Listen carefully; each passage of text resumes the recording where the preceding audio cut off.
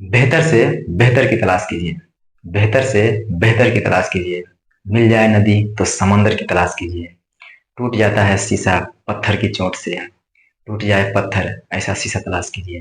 Hello नमस्कार, जय हिंद। मैं Nitish Kumar, Bihar excise sub inspector, और आप सबको एक बार फिर से मेरे यूट्यूब चैनल पे स्वागत है। तो एग्जाम का सीजन शुरू होने वाला है और फेस्टिवल का सीजन खत्म हो चुका है। तो मुझे उम्मीद है कि आप लोग तन मन धन से अपनी तैयारी में लग गए होंगे। तो जैसा कि हम लोग पढ़ रहे थे, भारत का भूगोल में सामान्य जानकारी, ये टॉपिक का नाम भले ही सामान्य जानकारी हो, लेकिन ये बहुत ही विशेष है। हम आप लोगों को कहना चाहते हैं कि एग्जाम के दृष्टिकोण से बहुत ही इम्पोर्टेंट है। इसके अंतर्गत जो भी भारत के आसपास की चीजें हैं, भारत के आंतरिक भूभाग जो भी है, उसके बारे में बहुत अच्छे से पढ़ना चाहिए। और इससे बहुत सारे क्वेश्चन आते हैं एग्जाम में। तो इसमें इसका हमने 2 क्लास ले चुका है और ये तीसरा क्लास है। तो इसमें हम लोग जानेंगे कि आगे जो पिछले क्लास में हम लोग पढ़ चुके हैं उसको आगे प्रोसीड करेंगे इसमें। जैसा कि हम लोग पिछले क्लास में पढ़े थे कि इसका स्थलीय सीमा के बारे में और जलीय सीमा के बारे में हम लोग डिस्कस किए थे। तो स्थलीय सीमा में हम लोग देखे थे कि भारत और इसके पड़ोसी देश के बीच कौन कौन सी सीमा रेखा है, उसकी लंबाई कितनी है, और साथ ही साथ ये भी देखे थे कि भारत का कौन कौन सा राज्य उस पड़ोसी देश से सीमा साझा करता है। तो उसी क्रम में हम लोग देखेंगे, जैसा कि हम लोग भारत और पाकिस्तान की बात किए थे, भारत और पाकिस्तान के बीच रेड क्लिफ लाइन है, जिसका निर्धारण 14 से 17 अगस्त 1947 में हुआ था। और वो भारत के गुजरात, यहाँ पे गुजरात है, राजस्थान, पंजाब, जम्मू कश्मीर के साथ साथ लद्दाख, इन राज्यों से सीमा साझा करता है। लद्दाख और जम्मू कश्मीर केंद्र शासित प्रदेश है। राज्य की बात करें तो 3 राज्य और 2 केंद्र शासित प्रदेश। उसी क्रम में हम लोग अफगानिस्तान के बारे में अगर लिखना चाहते हैं तो लिख सकते हैं। जैसा कि जिस समय भारत का विभाजन नहीं हुआ था, उसी समय भारत और अफगानिस्तान के बीच का सीमा रेखा का निर्धारण हुआ था, जिसको बोलते हैं डुरंड रेखा। ये भारत और अफगानिस्तान के बीच हुआ था, लेकिन वर्तमान में ये पाकिस्तान और अफगानिस्तान के बीच है। अगर भारत की बात करें तो पीओके वाला क्षेत्र में 106 किलोमीटर के आसपास जो सीमा साझा करता है अफगानिस्तान, वही डुरंड रेखा के नाम से जाना जाता है। तो ये चीज है। और उसके बाद एकमात्र केंद्र शासित प्रदेश लद्दाख, जिसकी सीमा, जो लद्दाख पीओके वाला क्षेत्र लद्दाख में आता है, जिसकी सीमा अफगानिस्तान से लगती है, इतना आप लोग ध्यान रखिएगा। उसके बाद हम चाइना की बात किए थे। तो चाइना के साथ 1914 में हुआ था शिमला समझौता के तहत मैकमोहन रेखा, इसका निर्धारण हुआ था। उस पर नेपाल की बात करें तो नेपाल के साथ जो सीमा का निर्धारण हुआ था, वो तो हम बताए ही थे कि कौन कौन सा राज्य नेपाल के साथ सीमा साझा करता है और कितनी लंबाई का करता है, 1751 करता है। पाकिस्तान की बात करें तो 33-23 किलोमीटर। चीन की बात करें तो 34-88 किलोमीटर। ये सब आप लोग थोड़ा सा याद रखिएगा। और नेपाल की बात करें 1751 हो गया, भूटान का 699 हो गया, बांग्लादेश का 4096 हो गया, और म्यांमार के हो जाएगा 1643 किलोमीटर। तो ये सब चीजें याद रखिएगा। नेपाल की बात करें तो इसका निर्धारण हुआ था 1816 में सुगौली की संधि के तहत। सुगौली की संधि भारत और नेपाल के बीच हुआ था। उस समय की बात करें तो अंग्रेज और गोरखा के बीच हुआ था ये सुगौली की संधि। इसी से भारत और नेपाल के बीच का जो सीमा रेखा है उसका निर्धारण किया गया था। इसके बाद बांग्लादेश की बात हम कर लिए हैं, इसके बीच 4096 है और ये भारत के किन किन राज्यों से लगता है। म्यांमार की बात कर लिए थे। इसके भारत और म्यांमार के बीच का जो सीमा रेखा का निर्धारण है वो एक हिमालय का मोड़ा, जब हम पर्वतीय क्षेत्र की बात करेंगे, हिमालय के बारे में उसके बारे में डिस्कस करेंगे कि यहाँ पे अराकान योमा पर्वत है, उसी से अराकान योमा पर्वत है, वही भारत और म्यांमार के बीच सीमा का निर्धारण करता है। तो इसके बाद हम लोग देखते हैं, ये सब आपको पता होना ही चाहिए, ठीक है। इसके बाद हम लोग देखते हैं कि भारत के पड़ोसी देश के बीच कौन कौन सा सीमा विवाद है। भारत और उसके पड़ोसी देश के बीच सीमा विवाद के बारे में देखते हैं। जैसे भारत और पाकिस्तान का बात करें,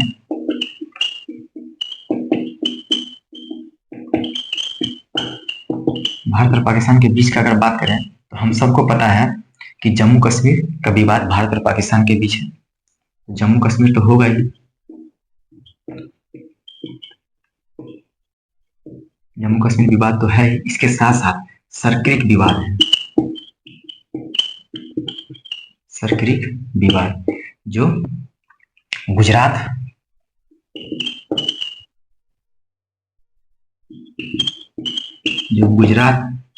तथा सिंध प्रांत में फैला हुआ है। अब हम बात करते हैं पाकिस्तान की, तो पाकिस्तान 4 प्रांतों में बटा हुआ है। अगर पाकिस्तान की बात करें तो 4 प्रांतों में बटा हुआ है। कौन कौन सा प्रांत है 4? बलूचिस्तान हो गया, सिंध हो गया, पंजाब हो गया, खैबर पख्तून, इसका एक और है खैबर पख्तून। ये 4 प्रांत में पाकिस्तान का डिवीजन है। तो ये नीचे वाला जो पार्ट है पाकिस्तान का, ये सिंध प्रांत है।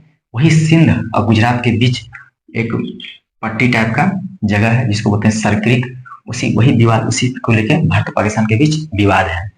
तो ये चीज आप ध्यान रखिएगा कि जम्मू कश्मीर का विवाद तो है ही भारत पाकिस्तान के बीच, उसके साथ साथ सरक्रिक विवाद। कभी एग्जाम में पूछता है कि सरक्रिक विवाद किसे किसके बीच है, भारत और पाकिस्तान के बीच।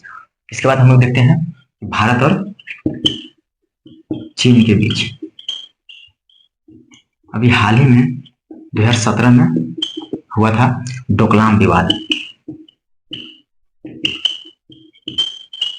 सबको पता होगा, आप लोग को भी पता होगा, 2017 में हुआ था डोकलाम। डोकलाम जो है वो ट्रांजैक्शन, यानी कि भारत, चीन और भूटान एक ट्रांजैक्शन पे स्थित एक क्षेत्र है जिसको लेकर भारत और चीन के बीच विवाद हुआ था, 2017 में हुआ था। तो ये भी एक इम्पोर्टेंट चीज है। डोकलाम विवाद भारत और चीन के बीच है, इसके साथ साथ भूटान भी उसमें शामिल है। चलिए इसके बाद हम लोग बात करते हैं विवाद का कारण। पाकिस्तान के साथ बता दिए हैं, चाइना के साथ बता दिए, नेपाल के साथ देखते हैं। भारत और नेपाल के बीच भी विवाद है। भारत और नेपाल के बीच अभी हाल ही में हुआ था काला पानी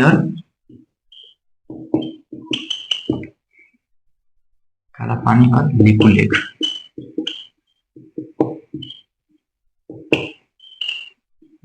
विवाद, यानी कि ये 2 चीजें, काला पानी को लेकर और लिपुलेख, ये दोनों जगह है यहाँ पे जो भारत और जो नेपाल और उत्तराखंड के सीमा पे स्थित है, उसी को लेकर भारत और नेपाल के बीच विवाद का कारण है वो। इसके बाद बात करें बांग्लादेश के, तो बांग्लादेश से विवाद का कारण बहुत है, उसमें से एक तीस्ता नदी जल विवाद है। तो ये आप लिख सकते हैं, भारत और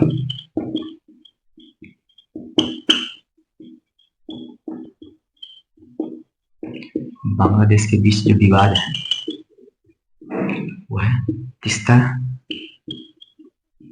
नदी जल विवाद। ये चीज आप लिख सकते हैं। तो हमने देखा कि भारत के पड़ोसी देश के साथ कौन कौन सा सीमा है, उसके साथ साथ कितना लंबाई का सीमा है, और उसके साथ ही साथ हम लोग ये भी देखे थे कि भारत के साथ पड़ोसी देश के कैसा विवाद है, कौन कौन सा विवाद है, उसके बारे में हम लोग देखे थे। इसके बाद हम लोग बात करते हैं कुछ चीजें और है, जैसे कि हम आप लोग से क्वेश्चन पूछे थे पिछले क्लास में कि आप लोग वो राज्य का नाम बताइए, कौन कौन सा राज्य है जो 3 देशों से सीमा साझा करता है, यानी कि 2 से अधिक देशों के साथ सीमा साझा करता है। भारत का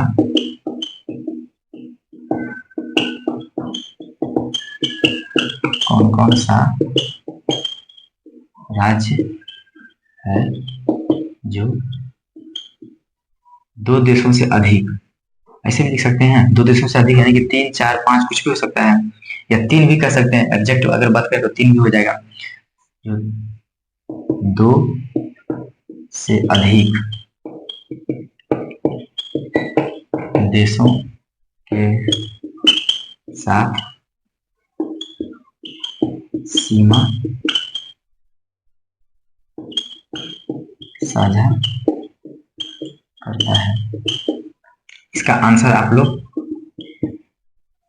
दिए हैं, तो देखते हैं कि कौन कौन सा ऐसा राज्य है जो 2 से अधिक देशों के साथ, यानी कि 3, 4, 5 कुछ भी हो सकता है। तो हम यहाँ पे देखते हैं, यहाँ पे है अरुणाचल प्रदेश, ये है अरुणाचल प्रदेश। इसका बात करें तो अरुणाचल प्रदेश का पश्चिम में भूटान है, पूरब में म्यांमार है और उत्तर में चीन है। यहाँ चीन है, यहाँ म्यांमार है, इधर भूटान है, यानी कि एक हो गया अरुणाचल प्रदेश।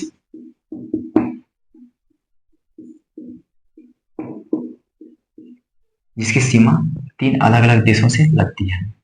अगर पूरब की बात करें तो म्यांमार हो गया, उत्तर की बात करें तो चीन हो गया, पश्चिम की बात करें तो भूटान हो गया। उसके बाद हम लोग देखते हैं सिक्किम। यहाँ पे क्या है, ये क्या है, सिक्किम है। सिक्किम का बात करें तो सिक्किम के उत्तर में क्या होगा, चाइना होगा, चीन होगा। पूरब में क्या होगा, भूटान होगा। पश्चिम में क्या होगा, नेपाल होगा। यानी कि सिक्किम भी है। इसमें लिख सकते हैं अरुणाचल प्रदेश चीन के साथ, भूटान के साथ और म्यांमार के साथ। और सिक्किम को लिख सकते हैं चीन, भूटान और नेपाल। उसके बाद हम बात करते हैं पश्चिम बंगाल का बात करते हैं। तो पश्चिम बंगाल का विस्तार यहां से यहां तक है, यानी कि पश्चिम बंगाल की बात करें, अगर मैप में देखिएगा पश्चिम बंगाल को आप गौर से, तो पश्चिम बंगाल की सीमा बांग्लादेश के साथ लगती है, इधर नेपाल के साथ लगती है, इधर भूटान के साथ लगती है। इसमें कह सकते हैं कि नेपाल के साथ, बांग्लादेश के साथ, उसके बाद भूटान के साथ। यानी कि ये 3 गो ऐसा स्टेट है, अरुणाचल प्रदेश, पश्चिम बंगाल और सिक्किम ऐसा स्टेट है जिसकी सीमा 3 अलग अलग देशों के साथ लगती है। और इसके साथ ही साथ एक यूनियन टेरिटरी है जो है लद्दाख। अगर इसका बात करें तो हमने मैप में बताया था, ये लद्दाख है। लद्दाख की बात करें तो इधर चाइना के साथ सीमा साझा करता है, इधर अफगानिस्तान के साथ और इधर पाकिस्तान के साथ। यानी कि इसमें लिख सकते हैं लद्दाख।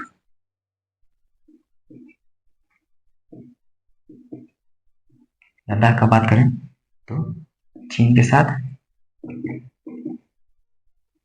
पाकिस्तान के साथ और अफगानिस्तान के साथ। ये 3 गो राज्य और एक केंद्र शासित प्रदेश हो गया है। तो इसको आप नोट कर सकते हैं। और आगे हम बात करते हैं कि आगे जो भी चीजें हैं उस पर हम ध्यान देते हैं थोड़ा।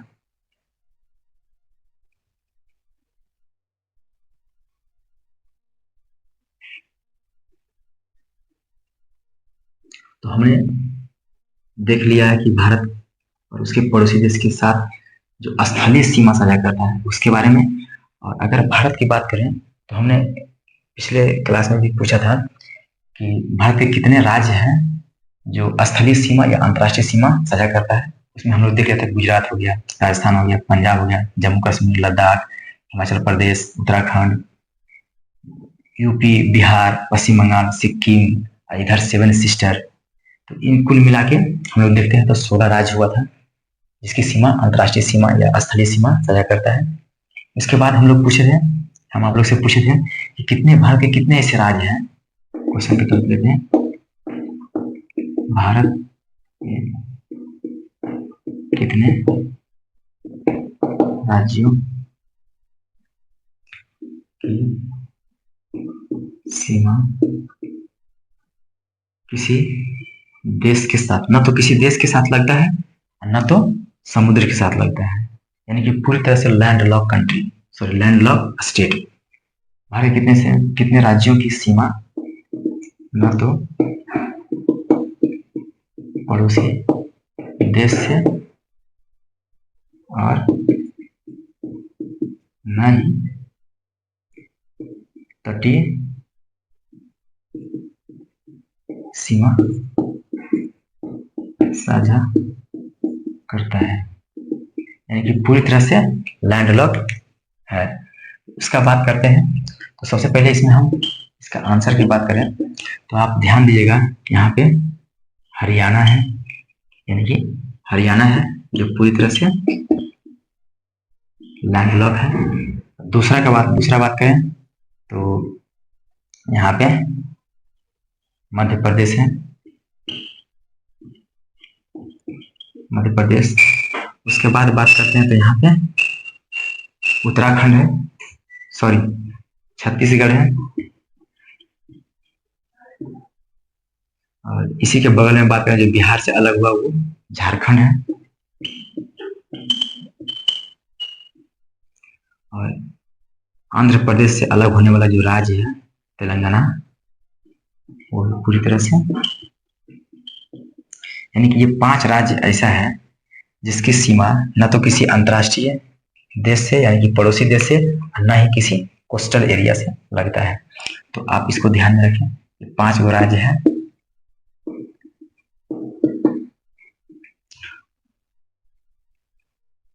इसके बाद हम लोग पूछे थे कि भारत के कितने से राज्य है जिसकी सीमा तटीय सीमा साझा करता है। तो हम लोग देख रहे थे कि 9 राज्य है जिसमें 5 गो पश्चिमी तट पे है और 4 गो पूर्वी तट पे है। इसके बाद हम लोग देखते हैं, हम राज्यों की बात तो हम लोग कर चुके हैं। इसके बाद हम लोग देखते हैं यूनियन टेरिटरी के बारे में, यानी कि केंद्र शासित प्रदेश के बारे में हम लोग जानते हैं। आप सबको पता होगा कि भारत में केंद्र शासित प्रदेश कितना है, 8 है।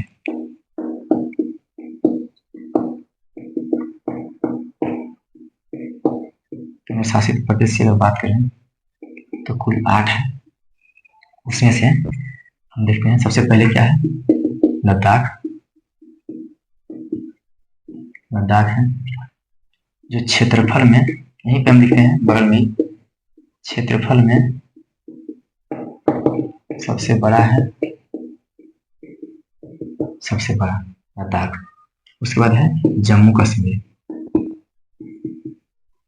लद्दाख के बारे में और हम लिखते हैं, इसी के बगल में हम लोग लिखते हैं, यानी कि क्षेत्रफल में सबसे बड़ा केंद्र शासित प्रदेश लद्दाख है। इसके साथ ही साथ इसकी 2 राजधानी है, 2 राजधानी है। पहला है लेह, दूसरा है कारगिल। ये चीज आप ध्यान दीजिएगा। अगर कारगिल की बात करें तो ये शीतकालीन हो जाएगा, शीतकालीन राजधानी कारगिल है। यानी कि 2 चीज ध्यान रखना है कि क्षेत्रफल में सबसे बड़ा केंद्र शासित प्रदेश कौन सा है, लद्दाख है, और इसकी 2 राजधानी है, एक है लेह, दूसरा है कारगिल। इसके बाद हम लोग बात करते हैं जम्मू कश्मीर का। जम्मू कश्मीर का, जम्मू कश्मीर की भी 2 राजधानी है, पहला है श्रीनगर, दूसरा है जम्मू। तो ये भी ध्यान रखिएगा आप लोग जम्मू कश्मीर का। उसके बाद बात करते हैं चंडीगढ़। इसकी राजधानी क्या है, चंडीगढ़। यानी कि आप लोग राज्य और उसकी राजधानी जरूर याद कीजिएगा। उसी तरह केंद्र शासित प्रदेश का और उसका राजधानी याद होना चाहिए आप लोग को। चंडीगढ़ का तो चंडीगढ़ ही होगा। चौथा देखते हैं दिल्ली। दिल्ली की अगर बात करें तो इसमें 1-2 पॉइंट है, उसको हम लिखाना चाहेंगे, तब तक ऊपर हम लोग मिटाते हैं थोड़ा।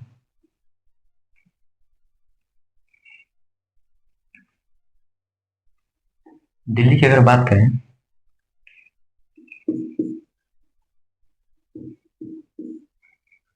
तो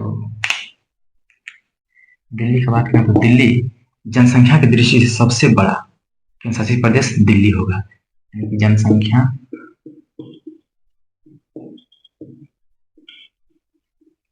दृष्टि से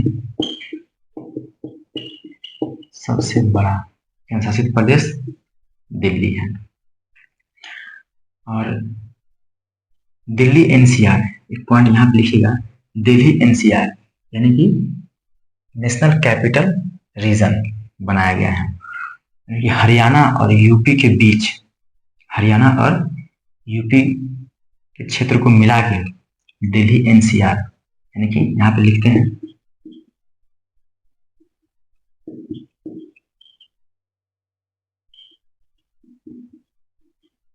एनसीआर मतलब है नेशनल कैपिटल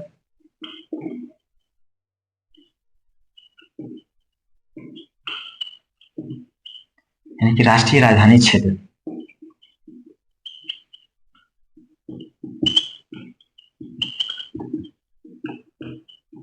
राष्ट्रीय राजधानी क्षेत्र किन किन राज्यों को मिला के ये बनाया गया, दिल्ली एनसीआर बनाया गया है। उसमें हम ध्यान देते हैं हरियाणा। इसमें शामिल कौन कौन सा राज्य है? हरियाणा, हरियाणा, उत्तर प्रदेश, उत्तर प्रदेश और राजस्थान। यानी कि दिल्ली एनसीआर के तहत 3 राज्य को शामिल किया गया है। पहला हरियाणा, दूसरा यूपी, तीसरा राजस्थान। यहाँ पे सबसे इंपॉर्टेंट बात है और एक क्वेश्चन बनता है यहाँ पे कि दिल्ली, हरियाणा, यूपी तो ठीक है क्योंकि हरियाणा यूपी के बीच में दिल्ली बसा हुआ है, लेकिन राजस्थान, ये क्वेश्चन बनता है कि कौन सा ऐसा राज्य है जिसकी सीमा दिल्ली एनसीआर से नहीं लगती है, यानी कि दिल्ली से नहीं लगती है, फिर भी दिल्ली एनसीआर में उसको शामिल किया गया है। तो राजस्थान होगा। राजस्थान की सीमा दिल्ली से नहीं लगती है। आप पॉइंट करके लिख सकते हैं। इसको अगर मिटाए हैं तो यहाँ लिख सकते हैं हम लोग, राजस्थान राज्य की सीमा दिल्ली से नहीं लगती है, लेकिन दिल्ली एनसीआर में राजस्थान शामिल है। राजस्थान का मात्र 2 जिला अलवर और भरतपुर दिल्ली एनसीआर में शामिल है। पॉइंट में लिख सकते हैं, राजस्थान की सीमा दिल्ली से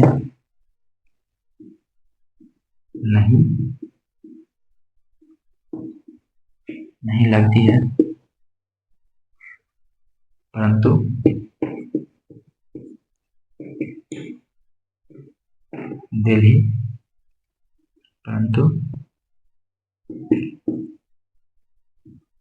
दिल्ली एनसीआर में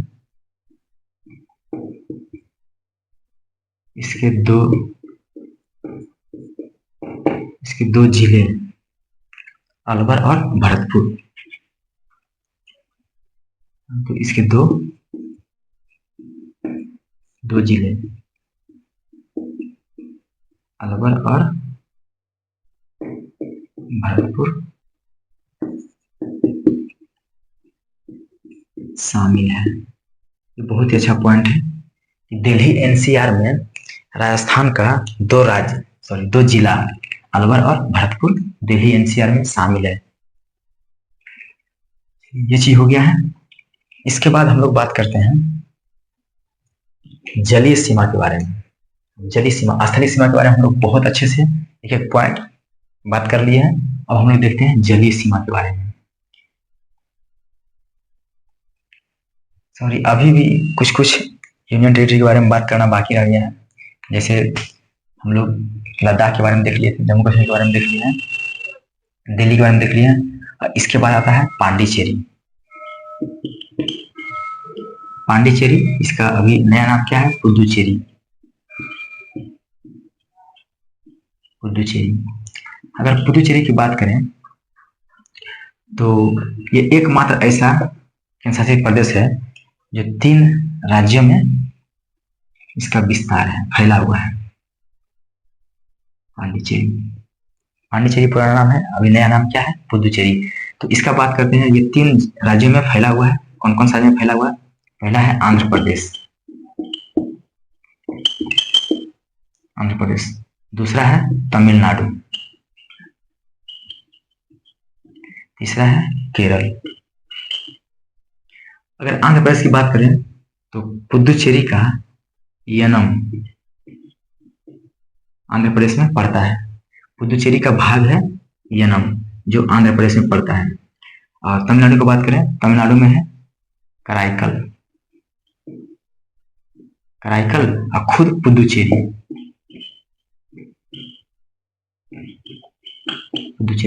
अब केरल की बात करें तो माहे, जो केरल में पड़ता है। ये चारों को मिला के एक केंद्रशासित प्रदेश बनाया गया जिसका नाम है पुदुचेरी। तो आप लोग ध्यान दीजिएगा कि पुदुचेरी एकमात्र ऐसा केंद्रशासित प्रदेश है जो 1 से अधिक राज्यों में फैला हुआ है। कौन कौन सा राज्य में फैला हुआ है? आंध्र प्रदेश में फैला हुआ है, कौन सा भाग है? तो यनम पुदुचेरी का है। यनम जो है वो आंध्र प्रदेश में पड़ता है। और तमिलनाडु में कौन है? कराईकल और पुदुचेरी, ये तमिलनाडु में पड़ता है, लेकिन भाग किसका है? पुदुचेरी का। माहे जो केरल में पड़ता है वो पुदुचेरी का एक जिला है। इसके बाद इसमें आप लिख सकते हैं पुदुचेरी 3 राज्यों में फैला हुआ एकमात्र 3 राज्यों में फैला हुआ केंद्रशासित प्रदेश।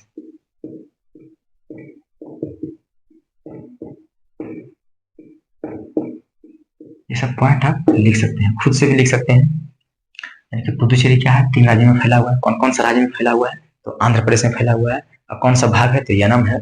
तमिलनाडु में है जो कराईकल और पुदुचेरी है। केरल में है माहे है। इसके बाद हम लोग देखते हैं लक्षद्वीप के बारे में।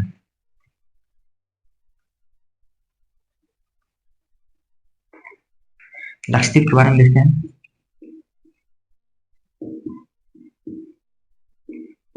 लक्षद्वीप के बारे में अगर बात करें तो ये सबसे छोटा, जनसंख्या में भी और क्षेत्रफल में भी।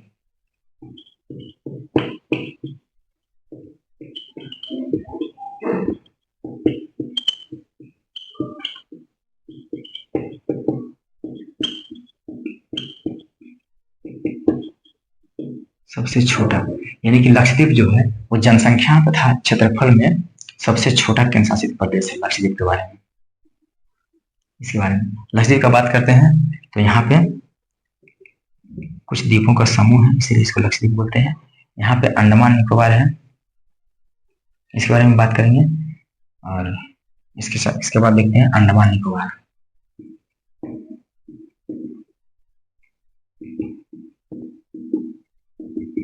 इसकी राजधानी कहाँ है? पोर्ट ब्लेयर, जो दक्षिणी अंडमान में पड़ता है, पोर्ट ब्लेयर।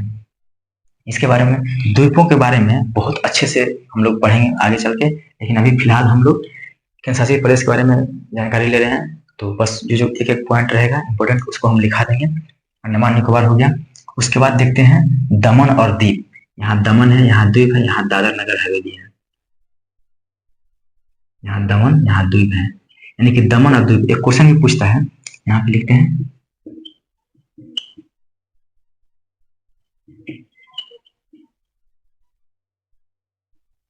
दमन, द्वीप तथा दादर एवं नागर हवेली। इसकी राजधानी कहाँ? दमन है। अगर इसका बात करें, यहाँ पे क्वेश्चन पूछता है, यहाँ पे दमन है, यहाँ पे द्वीप है, पूछता है दमन और द्वीप के बीच कौन सी खाड़ी है? तो हम सबको पता है, आप लोग सबको खंभात की खाड़ी है। खंभात की खाड़ी, यानी कि दमन और द्वीप के बीच खंभात की खाड़ी है। तो आप दमन और द्वीप के बीच लिख सकते हैं। इसकी राजधानी कहाँ है? दमन है। तो ये रहा भारत के केंद्र शासित प्रदेश के बारे में। इसके बाद हम लोग देखते हैं कुछ कुछ चीजें।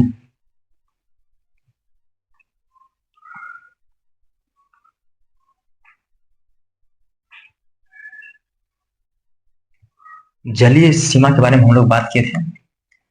तो हम लोग बात कर लिए थे कि भारत का 9 राज्य है जो तटीय सीमा साझा करता है। इसमें सबसे सर्वाधिक लंबाई किसका है? गुजरात का है। उसके बाद आंध्र प्रदेश का है। उसके बाद तमिलनाडु का।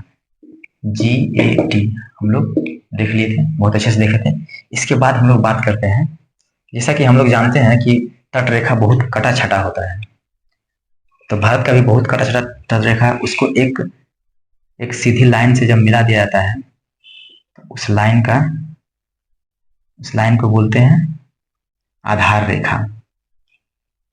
आधार रेखा बोलते हैं। तो हम लोग देखते हैं भारत के जल क्षेत्र के बारे में। जल क्षेत्र के बारे में देखते हैं। टॉपिक छोटा टॉपिक है, भारत के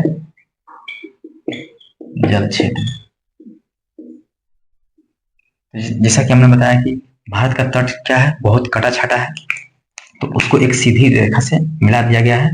वो जो रेखा बना है उसको बोलते हैं आधार रेखा। ये जो सीधी रेखा है उसको बोलते हैं आधार रेखा। आधार रेखा। तो भारत के जल क्षेत्र को 3 भागों में बांटा गया है। 3 भागों में बांटा गया। पहला है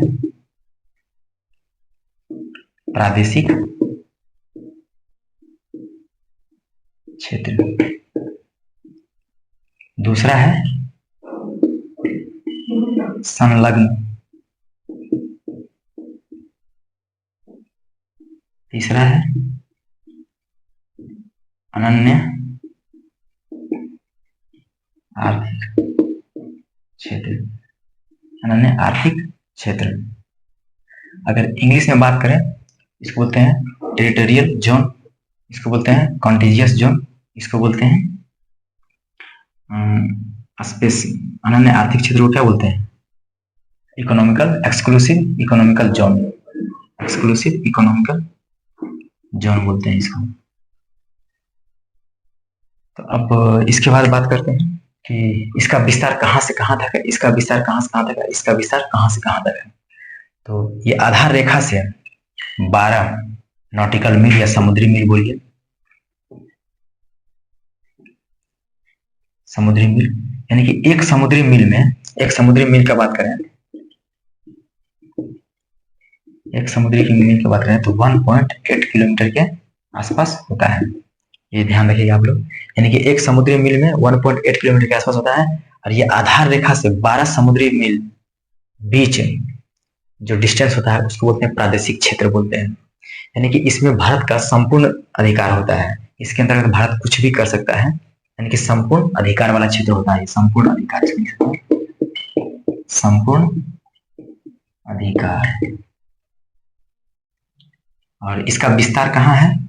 आधार रेखा से 12 समुद्री मील। अगर इसको लिखें, अलग अलग करके लिखें, प्रादेशिक क्षेत्र के बारे में अगर लिखें, बात करें तो इसमें लिख सकते हैं संपूर्ण अधिकार। संपूर्ण अधिकार होता है यानी कि इतना के अंदर, यानी कि इसका विस्तार होता है 12 आधार रेखा से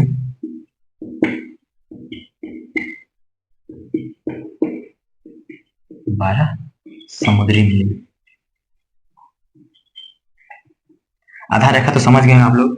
भारत का जो तट रेखा है बहुत कटा छटा है, उसको एक सीधी रेखा से मिला दिया गया है। वो जो सीधी रेखा बना है उसको बोलते हैं आधार रेखा। तो वही आधार रेखा से समुद्री मील, 12 समुद्री मील दूर जो क्षेत्र पड़ता है, जो सीमा है, उसके बीच के क्षेत्र को बोलते हैं प्रादेशिक क्षेत्र, यानी कि टेरिटोरियल जोन बोलते हैं। उस पर भारत का संपूर्ण अधिकार होता है और आधार रेखा से 12 समुद्री मील का डिस्टेंस होता है उसका। इसके बाद दूसरा है, दूसरा क्या है? दूसरा है प्रादेशिक क्षेत्र के बाद दूसरा क्या होता है? संलग्न क्षेत्र। संलग्न क्षेत्र, इसका अगर बात करें तो आधार रेखा से 24, इस पे ध्यान रखिएगा, इस पे संपूर्ण अधिकार नहीं होता है, कुछ कुछ चीजों पे अधिकार होता है, उसके बारे में हम बताएंगे। इसका अगर विस्तार का बात करें, इसका विस्तार आधार रेखा से, ये आधार रेखा से 12 समुद्री मील का डिस्टेंस ये हो गया, और फिर 12 ले लेंगे तो ये हो जाएगा। यानी कि आधार रेखा से बात करें तो 24 समुद्री मील होता है।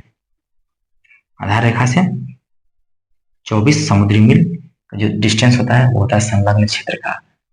और नहीं तो इसको दूसरे शब्दों में बोल सकते हैं कि ये प्रादेशिक क्षेत्र से 12 समुद्री मील, प्रादेशिक क्षेत्र से 12 समुद्री मील जो होता है, आधार रेखा से 24 समुद्री मील और प्रादेशिक क्षेत्र से 12 समुद्री मील का जो डिस्टेंस होता है, इसके बीच का क्षेत्र क्या होता है? संलग्न क्षेत्र होता है। इसके बाद बात करते हैं अनन्य आर्थिक क्षेत्र। अनन्य आर्थिक क्षेत्र का विस्तार जो होता है वो 200 समुद्री मील तक होता है। अनन्य आर्थिक क्षेत्र का विस्तार 200 समुद्री मील तक होता है।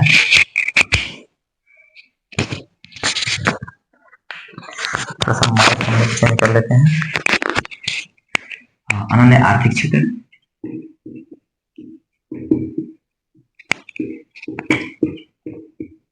एक्सक्लूसिव इकोनॉमिक जोन बोलते हैं इसको। इसका विस्तार जो होता है आधार रेखा से 200 समुद्री मील, आधार रेखा से 200 समुद्री मील। ये आधार रेखा है, यहाँ से 200 समुद्री मील। नहीं तो हम ये भी कह सकते हैं कि प्रादेशिक से आप इसको कैलकुलेट कर सकते हैं। अगर हम 24 घटा देंगे 200 में तो 176 हो जाएगा। यानी कि इसके डिस्टेंस, यानी कि जो हम लोग देखे थे अभी संलग्न क्षेत्र से, ये प्रादेशिक क्षेत्र है, ये संलग्न क्षेत्र है, और ये अनन्य आर्थिक क्षेत्र है। तो अगर इसके बीच अगर बात करें, यानी कि संलग्न से अनन्य आर्थिक क्षेत्र के बीच बात करें तो 176 समुद्री मील हो जाएगा। और अगर आधार रेखा से बात करें तो 200 समुद्री मील जाएगा। यानी कि इसका विस्तार आधार रेखा से 200 समुद्री मील। इस क्षेत्र में भी भारत का संपूर्ण अधिकार नहीं होता है। इस पे भारत अनुसंधान कर सकता है, इसका सुरक्षा का ख्याल रख सकता है, रिसर्च कर सकता है, अनुसंधान कर सकता है। तो ये टॉपिक समाप्त हुआ। अब हम लोग देखते हैं भारत का वो पड़ोसी देश जो समुद्री सीमा साझा करता है। कौन कौन सा भारत का पड़ोसी देश है? जैसे हम लोग देखते हैं भारत का पड़ोसी देश में क्या है, मालदीव है। यहाँ मालदीव है नीचे में, यहाँ पे श्रीलंका है, फिर ये इंडोनेशिया आ जाएगा, फिर ये म्यांमार है। यानी कि पाकिस्तान जो है भारत के साथ स्थलीय सीमा भी लगाता है और कुछ जल सीमा भी साझा करता है। उसी तरह म्यांमार है, और हम देखते हैं कि जैसे यहाँ पे मालदीव है, मालदीव, भारत और मालदीव के बीच कौन कौन सी सीमा है इसके बारे में, यानी कि भारत का पड़ोसी देश, वैसा पड़ोसी देश जो समुद्र से सीमा साझा करता है, उसके बारे में बात करते हैं। जैसे भारत और मालदीव के बीच 8 डिग्री चैनल जो है वो भारत और मालदीव को अलग करता है। या इस भारत और मालदीव, अगर भारत की स्पेशल बात करें तो कौन सा द्वीप आ जाएगा? मिनिकॉय द्वीप। यानी कि 8 डिग्री चैनल जो है वो मिनिकॉय द्वीप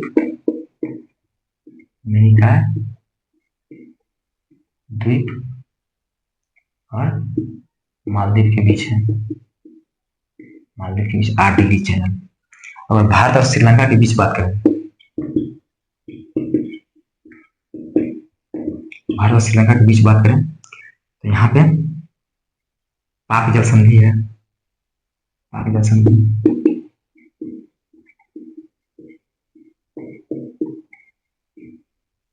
और अगर भारत और इंडोनेशिया की बात करें तो ग्रैंड चैनल है। भारत और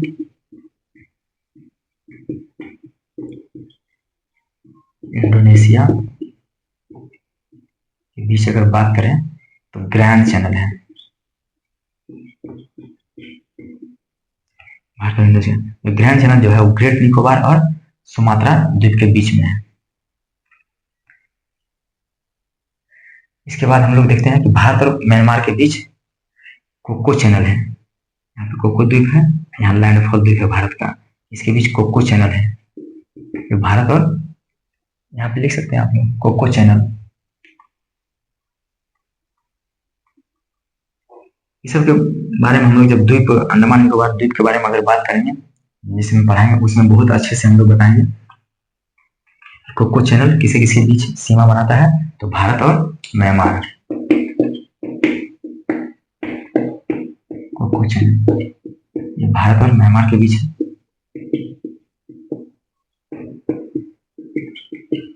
म्यांमार के बीच है कोको चैनल। तो ये रहा भारत और उसके समुद्री पड़ोसी देश के बीच सीमा रेखा बारे में बात किए थे। इसके बाद हम लोग देखते हैं कि जो भी टॉपिक छूट गया है उसके बारे में, और जो भी टॉपिक अगर छूटा है तो हम लोग ऐसे नहीं कहेंगे कि छूट गया है। अगर हम इसके बाद वाला टॉपिक पढ़ेंगे, हिमालय के बारे में पढ़ेंगे, पर्वत के बारे में पढ़ेंगे, उसके बाद कृषि के बारे में पढ़ेंगे, नदी के बारे में पढ़ेंगे, और उसके बाद खनिज संसाधन के बारे में, यानी कि जितने भी आने वाले टॉपिक है उसमें अगर हम बात करेंगे तो जितने भी पॉइंट रहेगा सारा कवर करा दिया जाएगा। तो आज इसी के साथ क्लास को समाप्त करते हैं। जय हिंद, जय भारत।